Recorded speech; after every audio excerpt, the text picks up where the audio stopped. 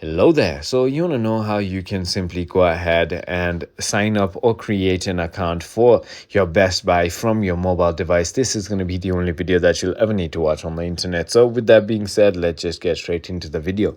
First things first, simply go ahead and open App Store or Play Store, depending on the device you are on, and simply search for Best Buy. Once you've done that, click on this application right over here, download and install it onto your device, and click on Open.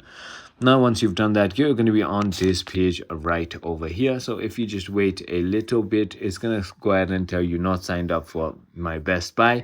Create your free account, click on that. And once you've clicked on it, you're going to be taken to this window right over here where you want to fill out your first name, your last name, your email, and create a password and confirm it. Enter your mobile number as well, and then they'll send you a verification code to the email that you provided them, and all you need to do is simply go ahead and enter that verification code and your account will be ready.